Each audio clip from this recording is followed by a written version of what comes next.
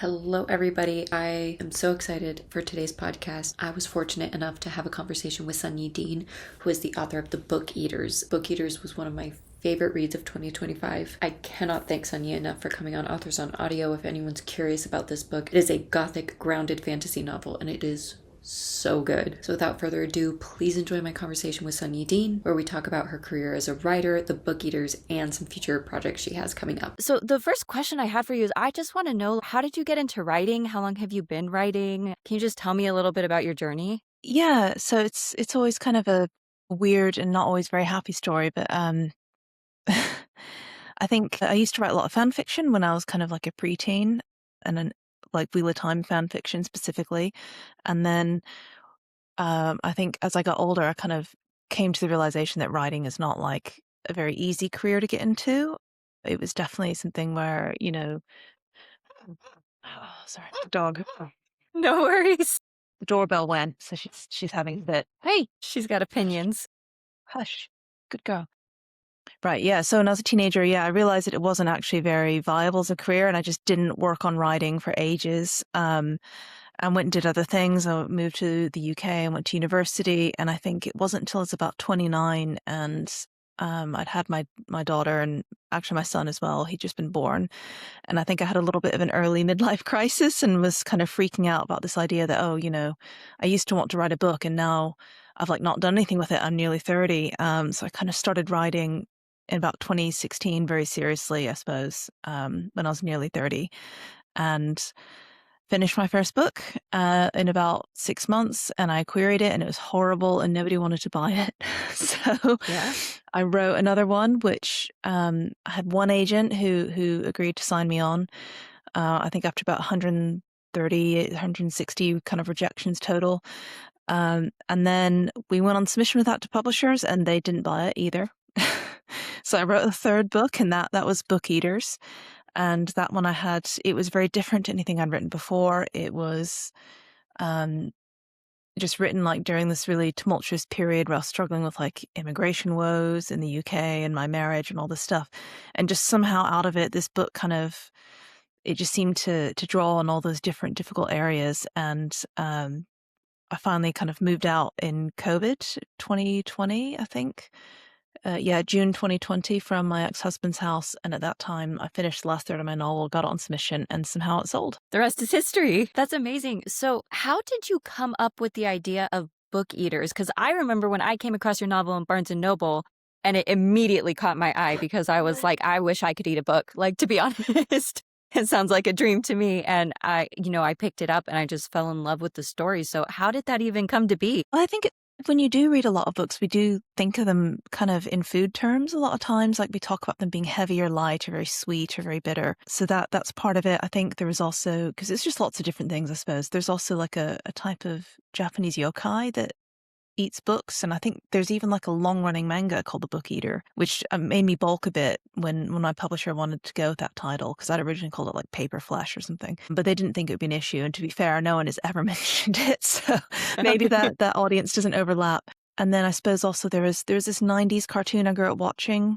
called Gargoyles, which had a whole storyline about this sorcerer named Macbeth who eats magic books. And it was really visceral. And I think all of those things are just interested in how what we consume changes who we are. I grew up very evangelical Christian. There was a lot of like, if you consume secular literature, it will affect your mind and your spirituality, and this kind of literal sense of like what you're eating is going to affect your morality as a person. So all those different things, I guess, just came together.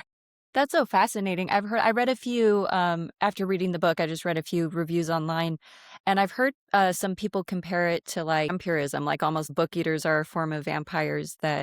Was that in your mind at all when you were writing, or is that just kind of how readers have interpreted it?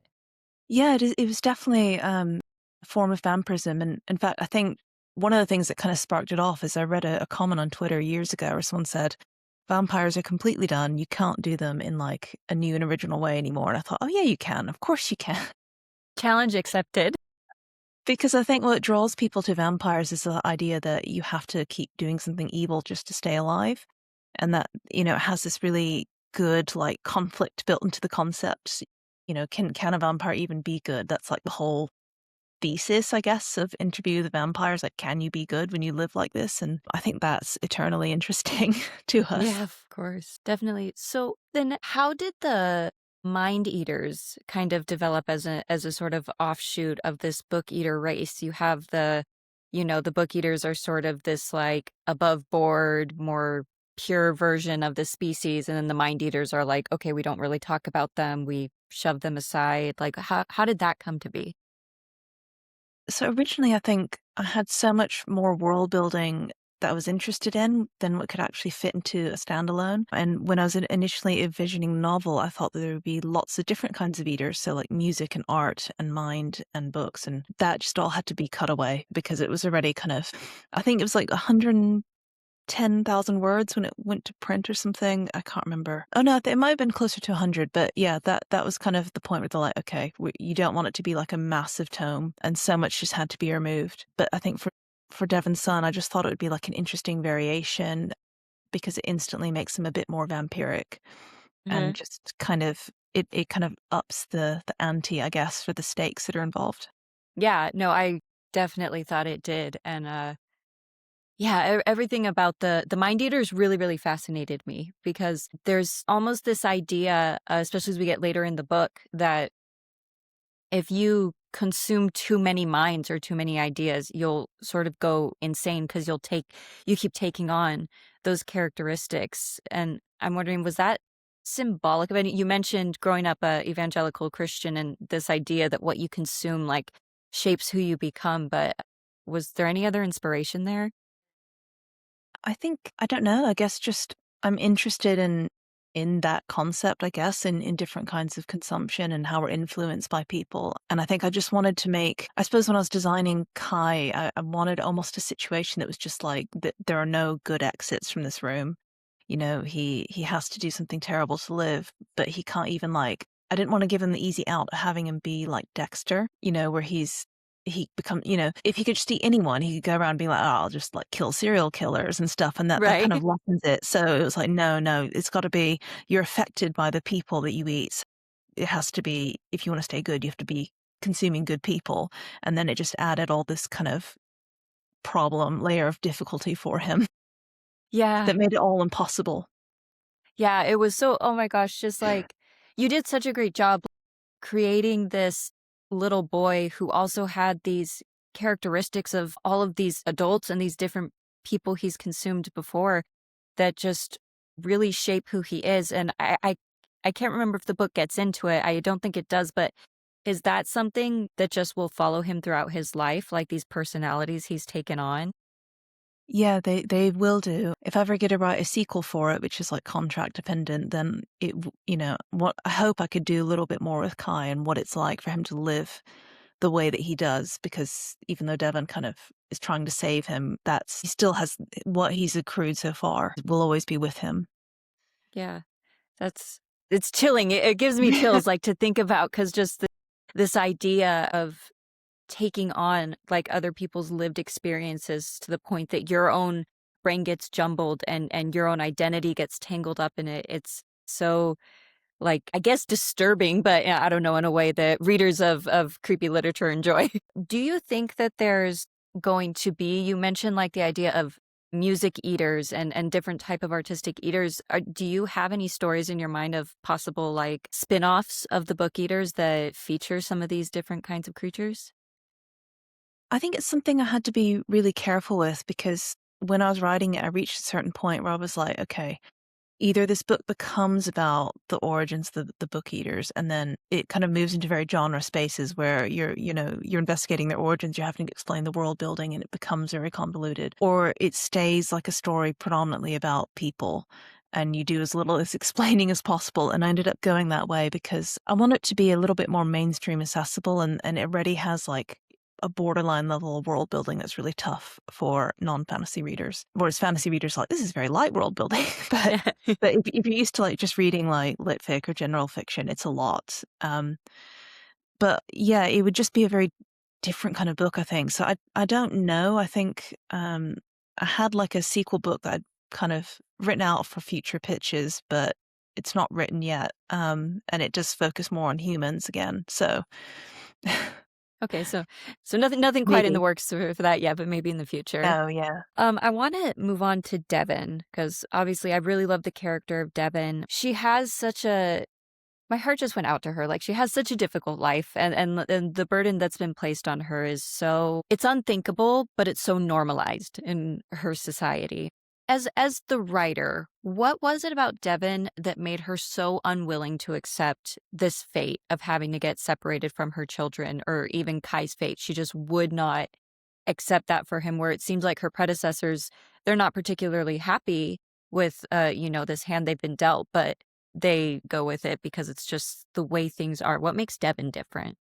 No, I think some of it's her, but I think some of it maybe is that she does read a lot of like the forbidden books when she's growing up, and she reads about like, Jane Eyre being angry and women taking revenge, and she has these kind of seeds of thought, I think, going on in her heads.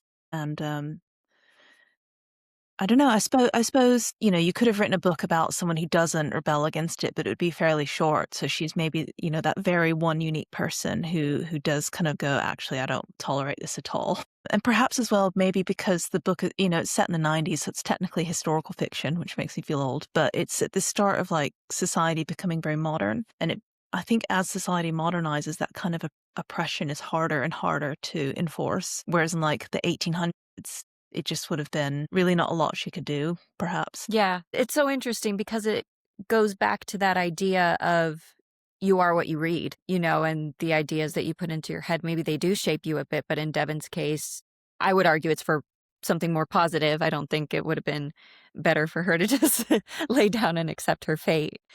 Do you think that going back to the mind eaters a little bit, because it is so symbolic of almost over consuming knowledge or this idea of forbidden knowledge, do you think there can come a point that somebody consumes too many different ideas or too much knowledge that it just becomes overwhelming or confusing for them? Or do you think it's better to just consume as many ideas as possible? That's getting pretty philosophical, but I mean, that's just what the book made me wonder. Yeah, well, I think that's something that comes up in sci-fi, and that's probably an influence on me. You get like episodes of Star Trek or other kind of shows that have transhumanist aspects where someone downloads information to their brain, and sometimes they download too much, and it's like a whole plot point. I feel like that happens to some of the androids in Star Trek, but I can't remember specific examples.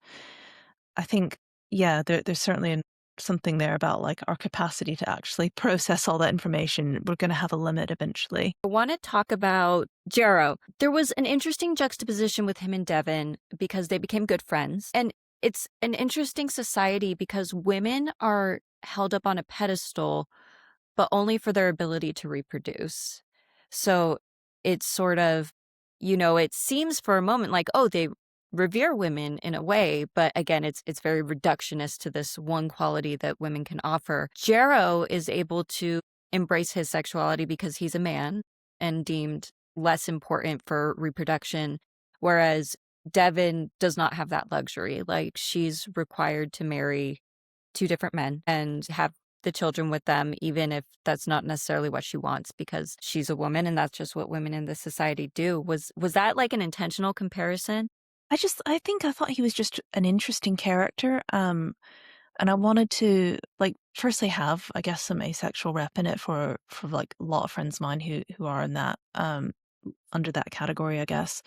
But also I thought that it would be a way to make him almost like non-threatening, like he is outside the system in a way that kind of removes his complicity a little bit. He's not Devon's friend, but also like taking a wife kind of thing he's just completely like checked out, to some extent that's his privilege to do that, but he still kind of has almost removed himself from that society as much as he can. And that he has maybe a better sense of like what she and the women are going through because he has that outsider perspective. And that's probably why he's able to make such a big, difference in Devon being able to get away from it because he's not wrapped up in all of this. I don't know. I guess I would call it misogyny that just, Yeah. forces these. I think that's probably not an overstatement that really, forces these women into these roles. Yeah, I was going to ask, including an asexual character is so rare in media. I think I can only think of BoJack Horseman. I don't know if you've seen that TV show. That's the only other No. show. Yeah, it's just a show that it's the only show I can think of that features an asexual character. I don't think I've ever seen it before besides that one exception. You mentioned that you wanted to include that just to have that representation. Was there anything else that went into that, or was it really just to keep it diverse? I just think it's interesting. I just think I know so many people who are ace that it would have felt like weird to not have anyone at all. I think I was Googling the term and surprised at how long it'd been around. I think like since the 1970s or something. Um, I mean, in terms of books, like I think so. Like Essa Hansen writes sci-fi where the main character's ace, and I think what's his name, John Wiseman. He writes John Wisewell. He's written books which also have a really wide spectrum of characters, and I think he's ace himself. So there are a few out there, but yeah, for me it was just like I guess interest and like my sense of realism of what I think represents actual people, if that makes Yeah. sense. No, definitely. It's important to get that wide spectrum in. I think, I read a lot of fantasy Mm. and I did read a lot of romantasy. I'm getting a little bored with it now because those stories can get a little redundant, but even within those stories, representation is usually pretty minimal. Things fall into like, the binary and the typical. So it was really refreshing to read something that just, felt very inclusive. And the character, it's, being Ace is a part of his identity, but it's also, not the main part of his identity. You know what I mean? Like he's still his own person. He enjoys his games and he wants his freedom and he wants to help Devon and he wants to find his sister. Like there's so much more that goes on to him and it just really helps with that humanization of the character, I think. Now, I'm curious, you don't have to answer this if you don't want to, but you mentioned that you worked on a couple other books before the Book Eaters really took hold. Do you mind me asking what were those books? Yeah, that's fine. The first one was like an epic fantasy, and I think it was the book that made me realize I didn't want to write epic fantasy because Okay. I just don't enjoy like the vast amount of world building to the extent it was like I think I ended up having like this world where everything had like died from a meteor strike essentially because I just could not be bothered with like all the animals and stuff. Yeah. And it was just really complicated and convoluted and lots of purple prose. And had too many ideas. It had so many ideas. And I've heard this from other writers that sometimes the first book, it's almost like this idea of vomit that's just on the page. And in fact, I think it had a forced birth storyline in it.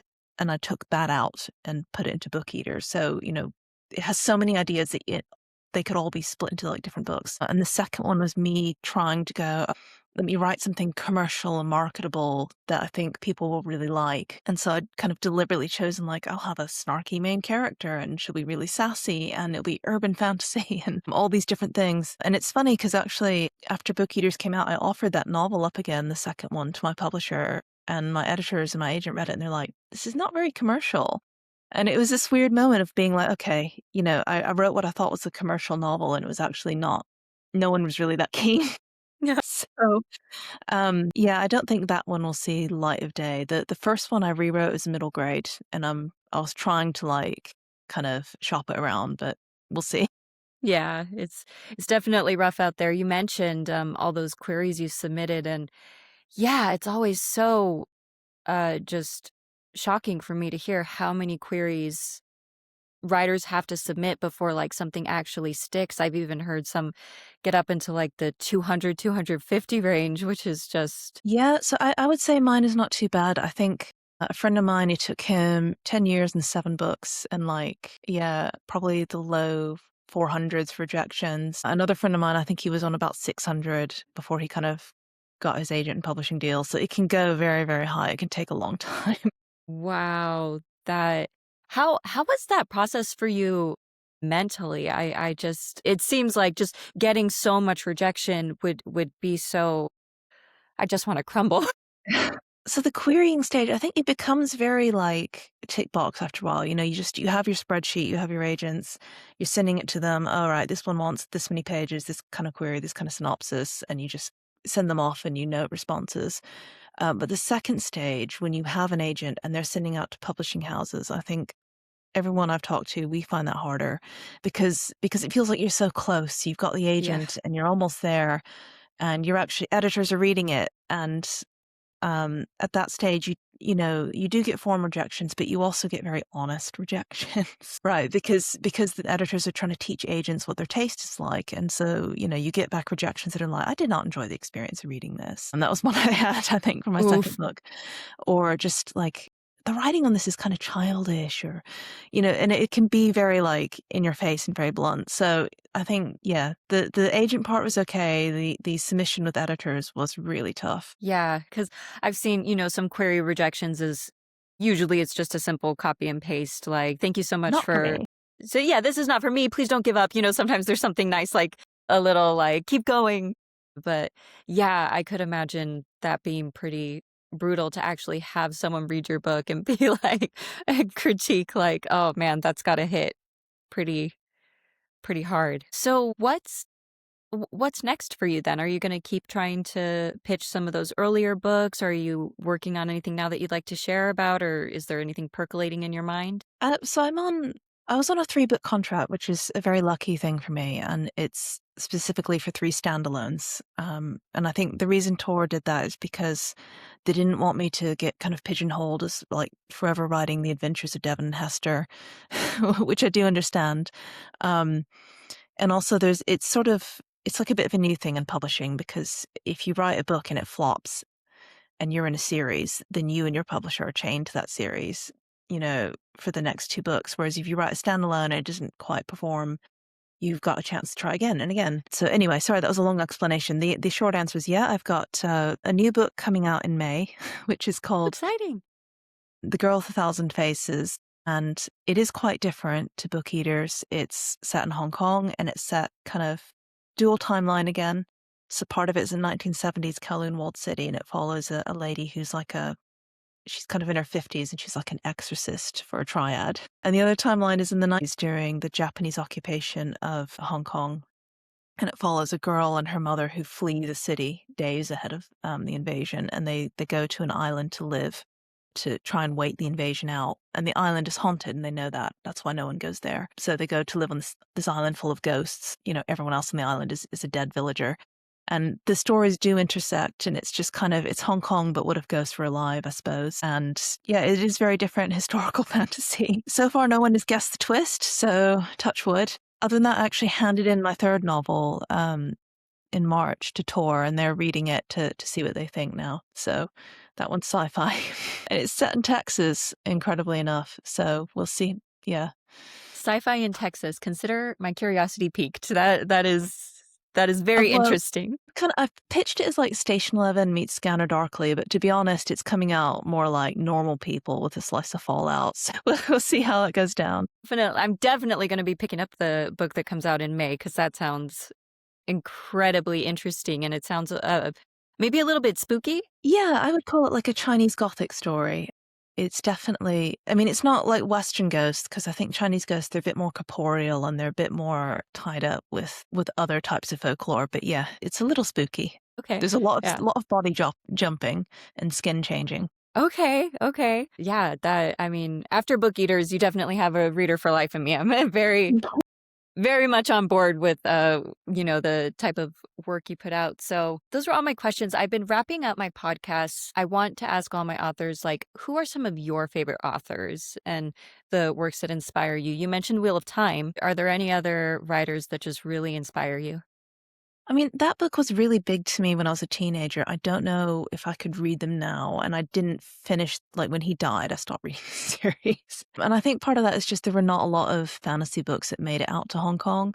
So like if you wanted to read fantasy, your choice is basically Dragonlance, Terry Pratchett, Neil Gaiman, Wheel of Time. So that, I think, it was a big part of my life. But now I'd probably say I read a lot weirder, definitely more diverse. Asian fantasy, the way it is now, that was like not a thing when I was a teenager. There was no like poet empress type books being written. So that's to me is like wild, the way that's exploded. But yeah, I guess, I'm trying to think of books that are already out. So books I've read recently, because I read a lot of stuff for Blurb in advance. I was looking forward to like Infinite State by Richard Swan, which is about a woman who tries to leaves a fascist space empire and tries to start democracy. I don't know if you've read any Hannah Kaner at all? God Killer? No, no. She's got a new book out called A Snake Among Swans, and it's coming out in July. I think it's like a sapphic epic fantasy about a woman who her people are conquered and she marries like the conqueror to try and destroy his empire from the inside kind of thing. Yeah, and other than that, I love like Claire North, Jeff Vandermeer, really strange people like that, Stuart Turton, Hiram Innes, who wrote Leech. Yeah, any that you prefer? How do you read? Where do you lean?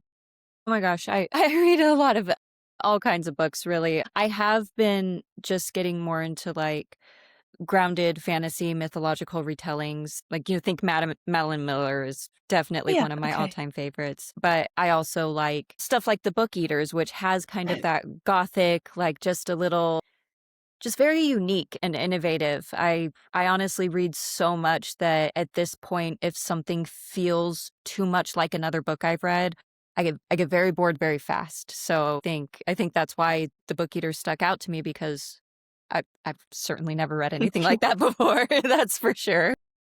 Have you read the Seven? I think in the States it's called The Seven Deaths of Evelyn Hardcastle. Over here it's called The 7.5 Deaths. No, I haven't. Okay. I mean, that's a really fun one. I thought it was really different. It's by Stuart Turton, and basically it reads almost like an Agatha Christie mystery. So it's about, there's a group of people who go out to like a house in the woods, like a manor house, and it has the usual kind of party dynamics. And at the end of the night, a woman dies, and then the day starts over. And the main character, every day he wakes up in the body of a different guest and relives the day. And he's slowly piecing together the mystery to solve the death of this woman, to try and prevent it at the end of the evening. And, he gets different clues by being in different bodies. And it's just so That is trippy. so cool. Oh my gosh, I love that concept. Thank you for the recommendation. No, I'm it's absolutely fine. going to pick that up. That's great. It made a splash here. I don't know if it was as big in the States, but yeah, I read it. I was like, this is just a nuts, crazy book. Yeah, I haven't heard of it. It could be some of the, again, on at least online on my Instagram and stuff. I stay in like the fantasy romantasy space a lot, but I've been trying to branch out a bit. Sunyi Dean, thank you so much for coming on my podcast and taking the time, and especially with the time difference and me not understanding how time outside the US works. I'm so sorry.